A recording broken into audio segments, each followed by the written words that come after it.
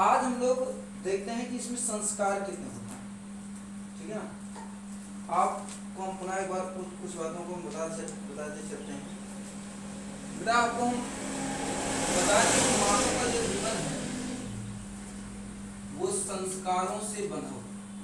ठीक, सबसे पहला संस्कार जो होता है, जो माँ हम लोगों को जो गर्भ धारण करती है तब वो पहला संस्कार होता है, वो हम लोगों का पहला संस्कार होता है। फिर दूसरा संस्कार ये होता है कि जब हम लोग माँ के पेट में 6 महीने पूरे जाते हैं हम लोगों का, मतलब तो हमारे शास्त्रों में लिखा गया है कि हम लोगों को धार्मिक चीज़ें ज़्यादा करनी चाहिए।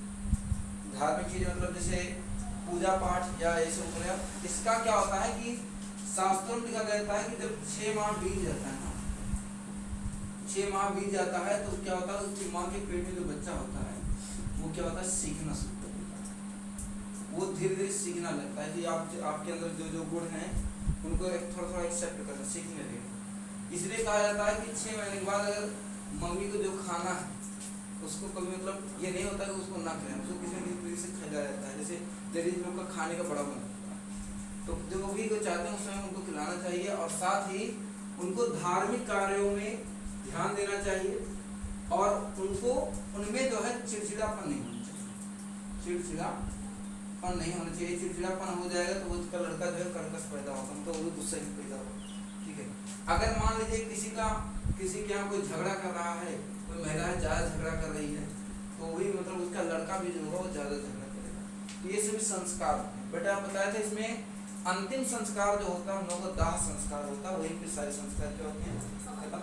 इसलिए कहा गया है कि मानव का जीवन जो है संस्कारों से बंधा हुआ है। ये चीजें थी। तो फिर हमारे शास्त्रों में और क्या वर्णन किया गया बेटा, हमारे शास्त्रों में 3 प्रकार के ऋण का वर्णन किया गया है। पहला जो ऋण है, 3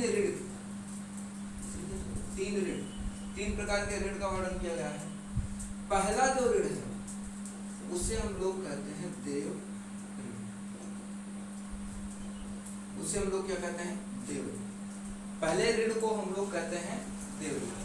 देव ऋण क्या है भाई, जो ईश्वर हम लोगों को यहाँ भेजे हैं वही क्या है, देव। भाई ईश्वर के हमारा भी कर्तव्य बनता है कि हम सभी जीवों पर दया करें, किसी को मारे ना, किसी को काटे ना, मतलब हम लोग जो नॉन वेज वगैरह खाते हैं सब बंद कर दें, मतलब किसी चीज को ऐसा ना करें कि जिससे देव ईश्वर के मान सम्मान या ईश्वर की आस्था को क्षति पहुंचे। तो पहला ऋण जो हो गया आपका देव ऋण। बड़ा दूसरा जो ऋण है वो आपका क्या है, धर्म ऋण।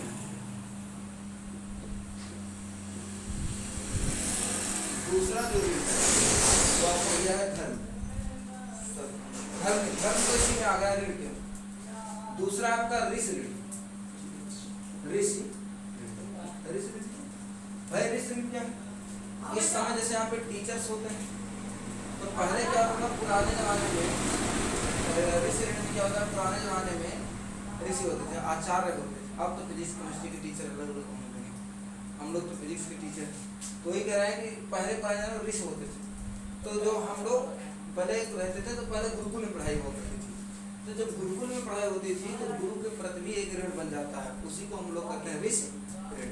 ठीक है, जैसे आप लोग यहाँ पढ़ रहे हैं तो आपको लोगों को भी परम कर्तव्य है, ठीक है, आपका भी जो है परम कर्तव्य है कि आप अपने पढ़ाई को अच्छे से पढ़ें और उसको आगे बढ़े, माँ बाप का नाम रोशन करें। ये ऋषि ऋण है। और तीसरा जो ऋण है, उसे बेटा हम लोग कहते हैं पितृ ऋण। और पिताजी के प्रति भी हम लोगों को ऋण है हम लोगों के सर पर। और वो ऋण क्या होता है भाई, जैसे हम लोग इतना मतलब संसार में लाए, हम लोग खाना वाना खिलाए, भाई पाले पोसे बड़ा की। अब उन लोगों में भी हम लोग का ऋण है कि हम लोग बड़े हों तो उनका मान सम्मान करें, ठीक, और उनका हर तरह सम्मान करें, उनको हर सुख सुविधाएं प्रदान करें। तो कहने का मतलब हो गया कि मानव जीवन जो है 3 ऋणों से बना होता है, एक देव ऋण और दूसरा ऋषि ऋण और तीसरा जो होता है पितृ ऋण होता है। ये 3 प्रकार के ऋणों से आप लोग का। इसके बाद बेटा और किसका वर्णन था, और इतिहास में हमारे पुरुषार्थ का वर्णन। पुरुषार्थ का मतलब होता है कि हमारे कर्तव्य। 4 प्रकार के पुरुषार्थ होते हैं, ठीक है। कितने प्रकार के पुरुषार्थ होते हैं भाई, 4। और मानव इतिहास में 4 प्रकार के पुरुषार्थों का वर्णन मिलता है। कौन कौन सा होता है? पहला जो होता है धर्म। धर्म और धर्म का मतलब ये कतई नहीं होता कि हम मुसलमान हैं, तुम हिंदू, तो जैन है, सिख है, ईसाई, इसका मतलब ऐसा कतई नहीं होता है। धर्म का मतलब होता है कि हमें निरंतर अपने कर्तव्यों का क्या करना चाहिए? पालन करना चाहिए। कर्तव्य मतलब होता है धर्म। धर्म का शाब्दिक अर्थ ही है कर्तव्य, ठीक है। अब ये नहीं कि हम मुस्लिम हैं तो हम हिंदू वाला धर्म नहीं, वो कर्म नहीं करेंगे, मतलब कर्तव्य होता है बेटा। इसीलिए जैसे अभी मान लो तुम्हें कहीं जाना है, मम्मी तुम्हारे कहीं कहे कि बड़ा एक काम करो, फैजाबाद चले जाओ, पापा तुम्हारे कहेंगे फैजाबाद न जाओ। अब आप कहते नहीं कि हम धर्म संकट में पड़ गए, पापा हमारे कह रहे हैं फैजाबाद न जाओ और मम्मी हमारी कहें फैजाबाद चले, तो हम लोग धर्म संकट में फंस सकते हैं, हम लोग धर्म संकट में फंस जाते हैं। ऐसी परिस्थितियों में धर्म का मतलब हो गया कि हम लोग कर्तव्य में फंस गए, मम्मी का भी कहा मानना है तो पापा का भी, तो वो होता है, कहते हैं कि धर्म संकट, मतलब कर्तव्यों का पालन। हम लोगों को निरंतर अपने कर्तव्यों को क्या करना चाहिए?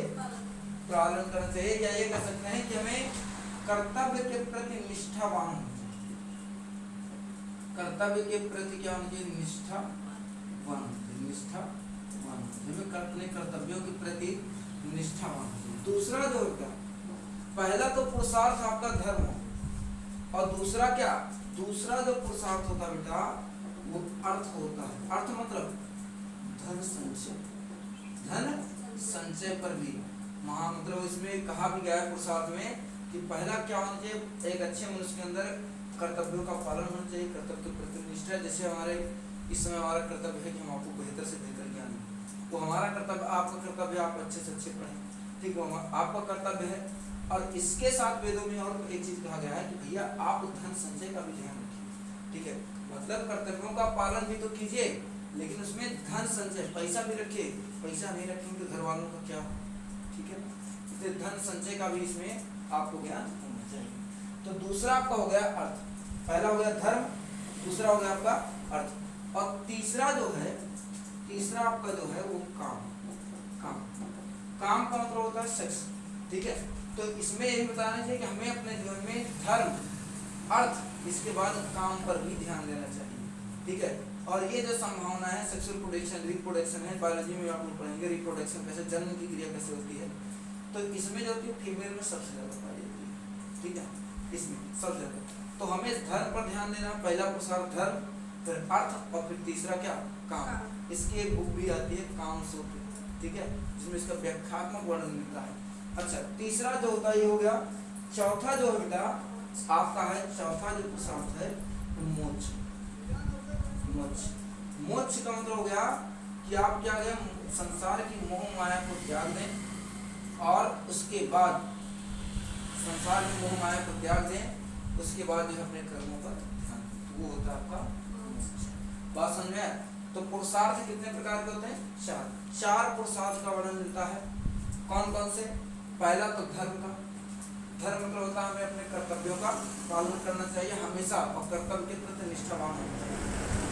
दूसरा है अर्थ का, कि हमें धन संचय पर भी ध्यान देना चाहिए, धन संचय पर भी ध्यान देना चाहिए। तीसरा जो है काम का है, कि मतलब हमें रिप्रोडक्शन पर भी, अपने पुस्तकों को चलाने के लिए काम वासना पर भी ध्यान देना चाहिए।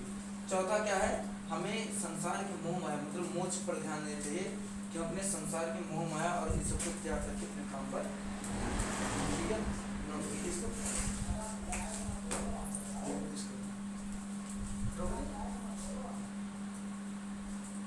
चले देखते हैं भाई, हमारे जीवन को जो है वेदों ने 3 आश्रमों में, मतलब हमारे जीवन के भागों को 3 आश्रम बांट दिया, ठीक है। पहला यहाँ पे भाग लिख रहे हैं और एक और लिखेंगे, और सभी आश्रम जो है 25-25 साल के इंटरवल में, अंतराल में 25-25। उसमें आश्रमों में आपको 0 से 5 ईयर के बीच होगी आपको छूट, 0 से 5 साल में आपको छूट। 0 से 5 साल का मतलब होगा कि जीवन का प्रारंभ, जब हम लोग पैदा होते हैं तब से 5 साल तक का समय जो होता है हम लोगों का बेटा कौन सा काल होता है? वो बाल्यकाल होता है, बाल्यकाल होता है, या ये कह सकते हैं कि शिशुकाल भी उसे बोलते हैं, शिशुकाल। इस काल को आश्रम में नहीं सम्मिलित किया है, क्योंकि तो हम लोग बहुत छोटे छोटे थे और चीज़ों को खेलते रहते हैं, कभी मम्मी की गोद में, कभी पापा की गोद में, बाबू सोना ये सब चलता रहता है, ठीक है। लेकिन कभी भी लड़के को ज़्यादा नहीं खिलाना चाहिए, क्योंकि लड़के को ज़्यादा खिलाओगे ना तो भूंदू टाइप में हो जाता है, ठीक है। मतलब अच्छा, किसी किसी यहाँ का इकलौता लड़का होता है, उसको बहुत खिलाता है, विदाउट खिलाता है, बहुत बेचुका खिलाता है उसको, ठीक है। तो बाल्यकाल हो गया, ये आश्रम में वेदों ने छोड़ दिया। पहला जो काल होता है बेटा वो होता है 5 से 25, इसको हम लोग 5 से 25 वाला होता है, इसको हम लोग कहते हैं ब्रह्मचर्य आश्रम। ब्रह्मचर्य आश्रम, ब्रह्मचर्य आश्रम में बेटा केवल व्यक्ति को या लड़के को केवल स्टडी पर ध्यान देना चाहिए, मतलब हम लोग केवल स्टूडेंट होते हैं और कभी भी लाल पीले नीले और काले पर ध्यान नहीं देते, ठीक है ना। हम लोग कभी भी लाल पीले नीले और काले पर जो है ध्यान नहीं देते, और हम लोग केवल स्टडी पर ध्यान देते हैं, केवल पढ़ाई पर, केवल विद्यार्थी होते हैं। और ब्रह्मचर्य मतलब होता है वही, हम लोग इधर मतलब सांसारिक सुख में नहीं पढ़ते हैं, ठीक है। और ब्रह्मचर्य के सबसे बड़े उदाहरण कौन थे? हनुमान जी थे, आजीवन ब्रह्मचर्य रहे हैं वो, हनुमान जी थे, ठीक है। अब ये हो गया ब्रह्मचर्य। 0 से पहला आश्रम जो है ब्रह्मचर्य आश्रम होता है, इसका अंतराल 5 से 25। अच्छा बेटा इसमें याद रखना, कभी किसी बुक में क्या दिया रहता है 6 से 24 दिया, ठीक है। 6 से 24 दिया रहेगा तब भी ब्रह्मचर्य होगा, क्योंकि उसमें ओवरलैप नहीं करता। हम लोग कुछ भाग को देखो, 0 से 5 यहाँ भी, ठीक है, 0 से 5 यहाँ भी और 5 यहाँ भी तो है, मतलब ये दोबारा हो रहा है ना, इसीलिए ओवरलैप हो जाता है कभी। तो 0 से 5 से 25 साल तक जो होते हैं हम लोग किस आश्रम में होते हैं? ब्रह्मचर्य आश्रम। तब वेदों के अनुसार हम लोगों को केवल ज्ञान की बातों पर भी ध्यान देना चाहिए, और लाल नीले काले पर भी बिल्कुल नहीं ध्यान देना है आप लोगों को, ठीक है। और ऐसी चीज़ों पुराने जमाने में क्या करते थे, इसीलिए लोग गुरुकुल जाते थे। वहाँ पे क्या होता है, गुरुकुल में गुरुजी रहते थे, खुद रहते थे, ठीक, और खुद खाना वाना बनाते थे, खुद भी खाते थे और गुरुजी को भी खिलाते थे। तो गुरुकुल में लड़कियां नहीं रहती थी कभी? नहीं, पहले महिलाओं को बेसिक शिक्षा का अधिकार नहीं था, उनको केवल वेदों का ज्ञान दिया जाता था, वो भी मान के लिए जो उनके पूर्वज बताते थे वो, ठीक है। ब्रह्मचर्य आश्रम, ब्रह्मचर्य आश्रम समझ में आया? पहला जो आश्रम था वो तो ब्रह्मचर्य। दूसरा जो है ये आपका 25 साल से लेकर 50 साल तक चलता है। 25 साल भाई, 25 साल का अंतर होना चाहिए। 25 साल से लेकर 50 साल तक चलता है, इसको हम लोग बोलते हैं गृहस्थ आश्रम। इसको हम लोग क्या बोलते हैं? गृहस्थ आश्रम। ये गृहस्थ आश्रम, गृहस्थ आश्रम क्या होता है भाई? इसमें व्यक्ति क्या करता था? शादी करता था, अपना मतलब अपना परिवार या ये कह सकते हैं पारिवारिक सुख, पारिवारिक घटना मतलब पारिवारिक चीजों के ऊपर ध्यान देता है। गृहस्थ मतलब उसमें आदमी अपना शादी वगैरह करता था, लड़के बच्चे बाल बच्चे रहते थे, बाबू समय सब चलता रहता था, ठीक। तो आदमी गृहस्थ में होता जब आदमी की शादी वगैरह हो जाती, और ये चलता था 25 से कितने? 25 से 50 साल, 25 से 50 साल, 25 से 50 साल तक चलता था। तीसरा जो आश्रम था वो हम लोगों का है 50 से 75 साल, 50 से 75 साल का। और कौन सा आश्रम है? 4 प्रकार के आश्रम होते हैं। पहला हो गया ब्रह्मचर्य, दूसरा हो गया गृहस्थ, और तीसरा जो हो गया आप लोग नाम सुनेंगे वानप्रस्थ आश्रम। सुने? वानप्रस्थ आश्रम, तीसरा जो आश्रम हो गया वानप्रस्थ आश्रम। इसमें व्यक्ति क्या करता था? देखो पारिवारिक चीज का मतलब हो गया कि वो उसे खाने पीने का ध्यान रखे, अपने परिवार का ध्यान रखे। फिर वानप्रस्थ में क्या होता था? आदमी अपने परिवार पर तो ध्यान देता ही और साथ में समाज पर भी ध्यान देता था। समाज का मतलब जाके बकायदे भी करता था, गली गली में पंचायत भी करता था, ठीक है। हाँ, राजनीति वगैरह, किसके यहाँ नाली बनी है, किसके यहाँ नहीं नाली बनी है, मतलब परिवार के साथ रहता था, साथ में समाज भी देखता था। उस प्रकार के आश्रम को हम लोग कहते थे वानप्रस्थ आश्रम, ठीक। चौथा जो आश्रम था वो 75 साल से शुरू होता था, और जब तक हम लोग एक्सपायरी डेट नहीं आ जाती थी, एक्सपायरी जब तक हम लोग खत्म जीते हैं। ये पुराने जमाने का एक्सपीरियंस है। अब चाउमीन बर्गर खाओगे, पिज्जा खाओगे, कहाँ से है? तो ये जो है 75 साल से अनलिमिटेड चलता है, जब तक हम लोग एक्सपायर नहीं होते तब तक चलता है आश्रम।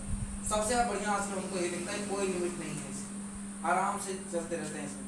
और ये आश्रम जो होता है बेटा वो सन्यासी आश्रम, सन्यासी आश्रम मतलब इस अवस्था में लोग क्या करते थे, अपने गृह को मोह माया को त्याग करके वन वगैरह में चले जाते थे, वहां पे जाकर सन्यासी बन जाते थे। अब पुराने जमाने में भाई बात सत्य है, लास्ट में वो वन आश्रम जाते थे, वन आश्रम होता सन्यासी आश्रम, जाके वहाँ सन्यास लेते थे, वहीं पर रहने लगते थे और अपना जो दिन जो है पूजा अर्चना साधना वंदना इन सब में लगा देते थे, ठीक है। लेकिन इस्लाम धर्म में जिसका जस्ट उल्टा है, इस्लाम धर्म में कहा गया है कि जवानी के दिनों में किया गया पूजा अर्चना साधना वंदना ये सब सबसे ज्यादा इम्पोर्टेंट है। खैर इसमें याद रखो कि जब भी मौका मिले भगवान का नाम लो, वही सबसे शुरू होता है, ठीक। बाकी अपने यहाँ देखो, ये अपने यहाँ बेटा 200 साल प्राचीन कहानियां है और आज भी ये सत्य है, जो आदमी इसके अनुसार काम करता है वो हमेशा सुखी ही होगा, ठीक है। तो जीवन को हमारे मतलब वेदों ने हमारे जीवन को 4 आश्रमों में बांटा है, ठीक है, 4 आश्रमों में बांटा है। पहले शुरुआत के 5 साल जो है हम लोगों को बाल्यकाल होता है, हम लोग का जब पैदा होता है लड़का शुरुआत का 5 साल सीखता है, ठीक है, गोद में खेलता रहता है, ठीक है।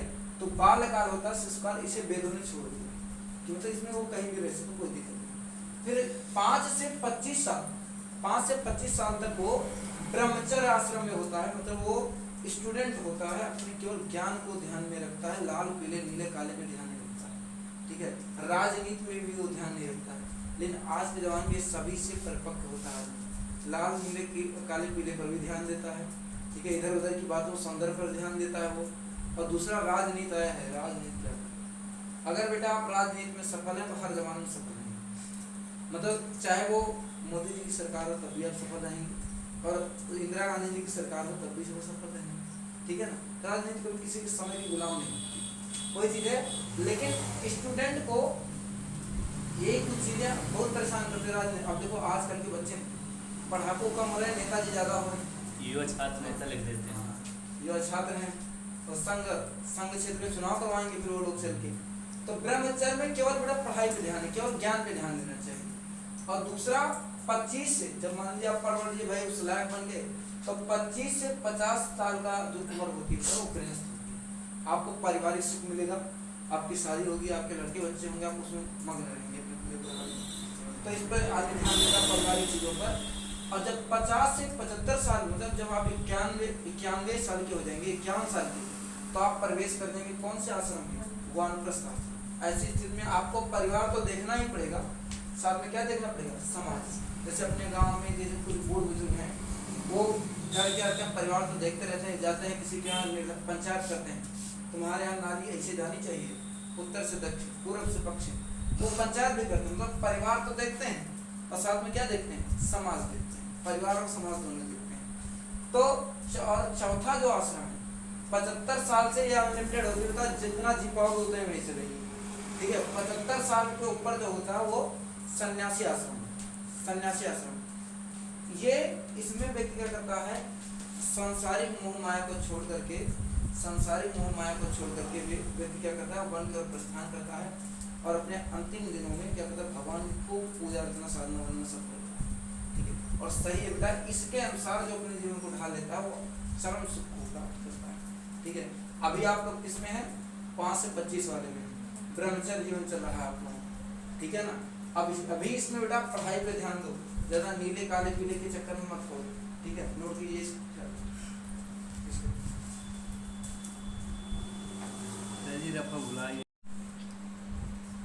अगले हेडिंग लगाएंगे आप लोग महाकाव्य। बेटा अभी हम लोग महाकाव्य डालेंगे, अभी जो चलेगी वो महाकाव्य होगी, और मेन आपका आज का टॉपिक आप लोगों का ये महाकाव्य। महाकाव्य देखते हैं बेटा महाकाव्य क्या भाई।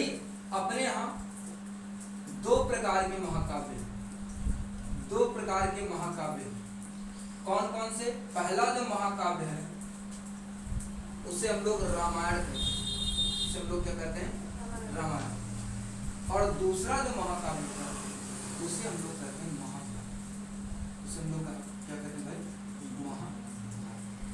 पहला जो है रामायण है और दूसरा आपको क्या बेटा महाभारत। पहला रामायण है, दूसरा महाभारत।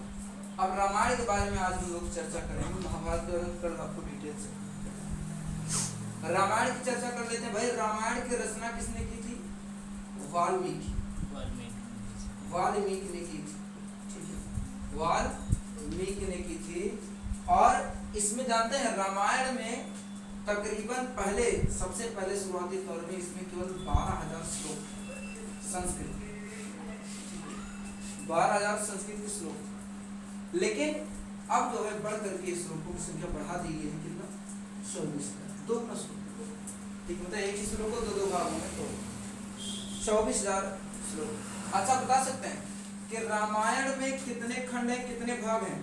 रामायण में बेटा 7 भाग हैं। रामायण के कितने भाग हैं?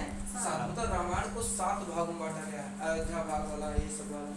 और जानते हैं इन भागों को 7 मतलब खंडों को कांड कहते हैं। आप लोग पढ़ेंगे अयोध्या कांड, आड़य कांड, सुंदर कांड। सबसे बड़ा जो कांड होता है बेटा, सबसे बड़ा जो कांड होता है वो आपका युद्ध कांड होता है। जब युद्ध हो रहा था तब सबसे बड़ा कांड युद्ध कांड होता है। इसके बाद सबसे महत्वपूर्ण जो कांड होता है बेटा वो आपका सुंदर कांड। सबसे महत्वपूर्ण कांड क्या होता है? सुंदर कांड। सबसे बड़ा कांड युद्ध कांड और सबसे महत्वपूर्ण जो कांड होता है वो क्या होता है? सुंदर कांड होता है।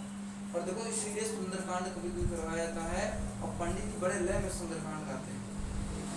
और सुंदर कांड करवाने चाहिए कभी कभी, घर पे आस्था बहुत जगती है, इससे आस्था आराधना वगैरह बहुत आती है। सबसे महत्वपूर्ण भाग है। अच्छा, ये युद्ध कांड सबसे बड़ा भाग है बेटा, याद रखिए ये सबसे बड़ा भाग है। और आपका सुंदर कांड सबसे महत्वपूर्ण भाग है। और जानते हैं सबसे बड़ा एक सच ये है कि रामायण एक प्रकार की लीला। रामायण जो है ना एक प्रकार की क्या है बेटा? लीला। इसीलिए अपने यहाँ राम लीला खेला जाता है। राम लीला, राम की लीला। और लीला का मतलब होता है कि चीज पहले से फिक्स होती है। आपको सबको पता है कि पहले क्या थे? दशरथ जी आए, फिर दशरथ जी के 4 पुत्र हुए, फिर अरे ठीक है शादी वादी वगैरह हो गई, अब आप लोग ज्यादा ध्यान देते हैं शादी। ठीक है, तो उनके 4 पुत्र हुए, फिर 2 को एक को वनवास हुआ, दूसरा वैसे चला गया था अपने साथी। तो इसने बस फिर वही उनकी मृत्यु का क्या बन गया? मतलब इसमें हर चीज फिक्स है कि पहले दशरथ जी को ही आना है, पहले राम को नहीं आना। ठीक है, फिर लास्ट में क्या होता है? पहले सीता जी चुराई जाती है, फिर बाद में युद्ध होता है, फिर रावण क्या होता है? राम मारा जाता है। आज जो है तो रावण मारा जाता है। तो बेटा ये लीला है एक प्रकार की। लेकिन अपने यहाँ इस पुस्तक को सबसे बड़ी एक समझो थ्रू डिवर्स मेंटालिटी बना दी गई। इसको एक धार्मिक पुस्तक के नाम से, धार्मिक रामायण को एक धार्मिक पुस्तक की नजर से देखा जाता है। और जानते हैं ये ऐसा इसलिए हुआ बेटा, धार्मिक पुस्तक इसलिए हुआ इसको क्योंकि अंग्रेज पहले अपने यहाँ राज करते थे और अंग्रेजों ने करीबन 4 पीढ़ियां राज की। मतलब 50-50 वर्ष की अगर एक पीढ़ी लें तो करीबन 200 साल तक उन्होंने राज किया। 200 साल तक राज किया अंग्रेजों ने, 200 साल तक। और अंग्रेज इतने चालाक थे ना, अंग्रेज इतने चालाक थे कि उन्होंने कहा भैया कि जो पुस्तक है रामायण वो एक प्रकार की लीला है, इसको लीला नहीं, इसको कौन सी पुस्तक बनाते? धार्मिक पुस्तक, धार्मिक पुस्तक। और क्योंकि वो जानते थे कि रामायण में ऐसी ऐसी बातें छिपी हुई हैं जिसको अगर आदमी समझ जाए तो बहुत आगे बढ़ जाए। जैसे हम आपको एक बात बताते हैं। अच्छा, तो राजा दशरथ की वो कौन सी रानी थी जो रथ में अपनी उंगली डाल के आई थी? जब उसके रथ के पहिए का वो निकल गया था, जो सीका लगा होता है उसमें, ठीक है, उसका जो ग्रिप लगी होती है पहिए को रोकने के लिए, वो निकल गया था। कौन सी रानी थी जो अपनी उंगली डाल के उसमें आई थी? कैकेयी। कैकेयी का नाम सुना है ना? कैकेयी थी। और उसमें युद्ध हो रहा था, जिनके पहिए रथ के पहिए का वो निकल गया था, निकल के क्लब।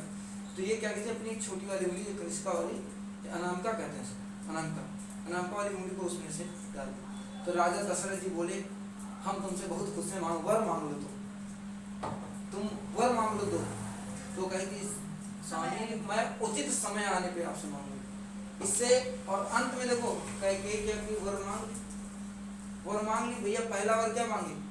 भरत को संपूर्ण राज्य दे दो और दूसरा वर्ष राम को क्या दे दो, वनवास।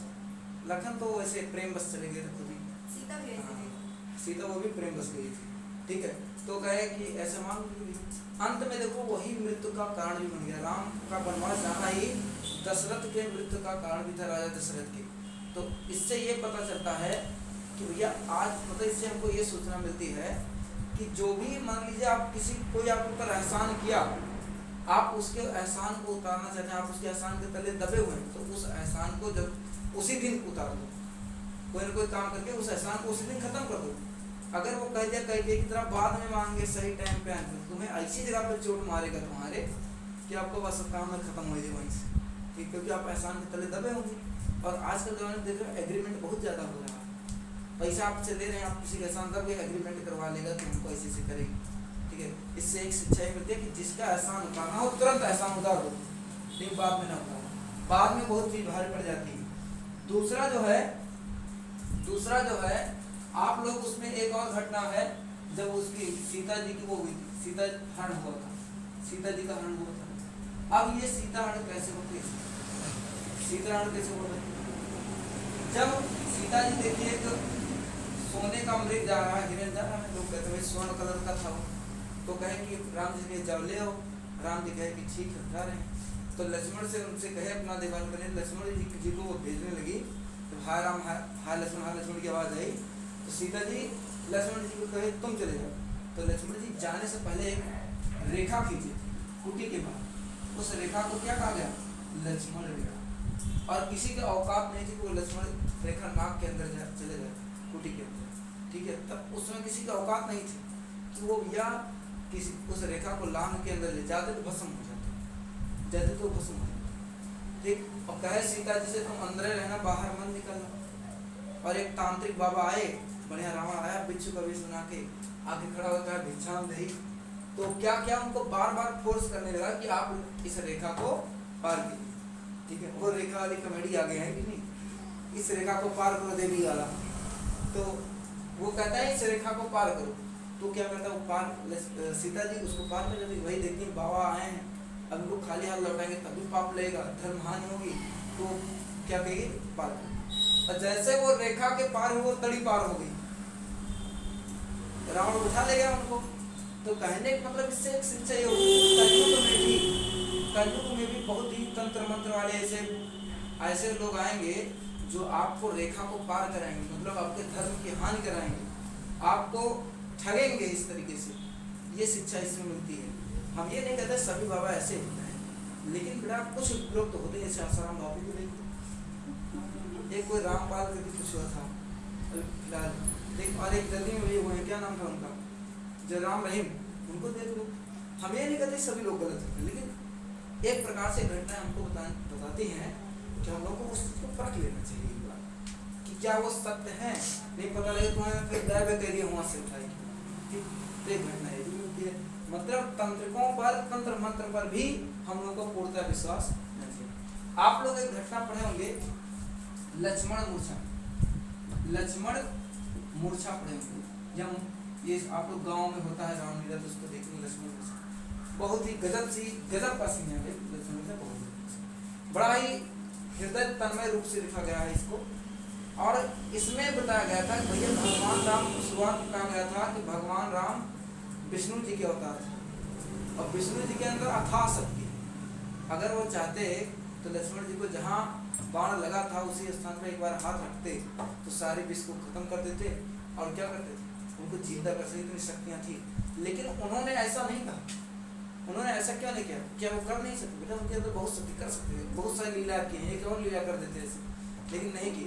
इन्होंने क्या किया कि तब हनुमान जी को भेजा था, सही वैद्य लाने के लिए, ठीक है ना, सही वैद्य लाने के लिए। तो गए, सही वैद्य मतलब सुसेन वैद्य को साथ उठा के लाए थे, ठीक है।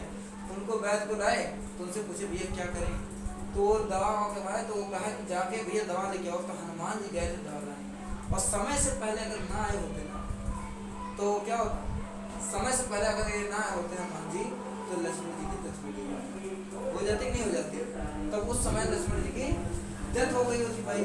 तो हनुमान जी जो है एक सही समय पर दवा लाने का काम किया। बेटा इससे हम लोग को आज के ज़माने में ये शिक्षा मिलती है, जो हनुमान जी का काम है वो एम्बुलेंस की। अगर किसी को कोई दिक्कत है तो आप सही समय पर एम्बुलेंस को बुलाइए, वो आएगी। और दवा का मतलब मेडिकल से है, आपको सही मेडिकल सलाह दी जाएगी और आप क्या हो जाएंगे, ठीक हो जाएगी। उस समय का काम जो हनुमान जी किए थे, आज वो काम ये कर रहे हैं एम्बुलेंस। इसलिए हम तो समझते हैं कि एम्बुलेंस जा रही है, हनुमान जी जा रहे हैं, ठीक है। तब बेटा ये रामायण जो है एक प्रकार की लीला है, इसमें हर चीज़ शिक्षा, हर चीज़ मतलब फिक्स है पहले से। और क्या होती है, इससे अगर हम लोग छोटी छोटी बातों को भी सीखेंगे, बहुत सारी चीज़ों को इसमें सीख सकते हैं, बहुत सारी चीज़ों को हम लोग इसमें सीख सकते हैं। जब आप इसे बहुत सारी चीज़ें सीख लेते हैं, लेकिन जो अंग्रेज लोग थे वो क्या किए, वो जान गए कि भैया इसको अगर ये सभी लोग समझ जाएंगे महाभारत को, रामायण को, तो क्या होगा, सभी लोग बहुत आगे बढ़ जाएंगे। इसलिए इनको कहो कि ये कौन सी पुस्तक है, धार्मिक पुस्तक, ये मेंटालिटी बढ़ा दे कि वो धार्मिक पुस्तक है। अब जितने मुस्लिम लोग कभी रामायण पढ़ेंगे, कभी रामायण नहीं पढ़ेंगे, और जितने हिंदू लोग कभी बाइबल नहीं पढ़ेंगे।